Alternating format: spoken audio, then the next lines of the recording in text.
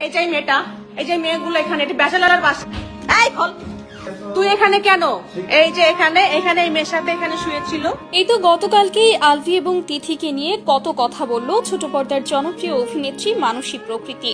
আর আজকেই তার স্বামীকে একাধিক মেয়ের সঙ্গে হাতে নাতে ধরলো সে। হ্যাঁ দর্শক, চলুন তো কিভাবে সে তার স্বামীকে ধরলো বিস্তারিত জেনে নিই।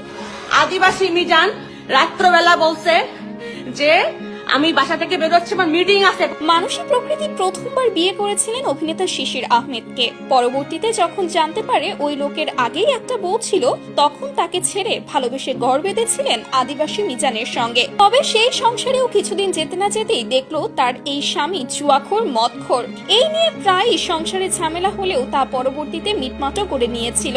এমনকি এক ছেলের মা সে বর্তমানে। কিন্তু গতকাল আবারও তার স্বামীকে হাতে নাতে ধরেছে সে ব্যস্ত ছিল আলফি এবং তিথিকে নিয়ে কথা বলতে। এর মাঝেই তার স্বামী সুযোগ পেয়ে চলে যায় তার বন্ধুর ব্যাচেলর বাসায়, যেখানে তার বন্ধুরা সহ দুটো মেয়েও ছিল। ওই মেয়ে দুটোকে রাখা হয়েছিল তাকে এবং তার সব বন্ধুদেরকে মজা দেওয়ার জন্য, খুশি করার জন্য।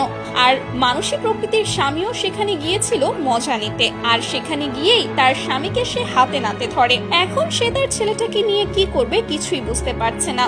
এমন স্বামীকে নিয়ে সে ঘর করবে নাকি সেখান থেকে সরে এসে ছেলেকে নিয়ে আলাদা হয়ে থাকবে।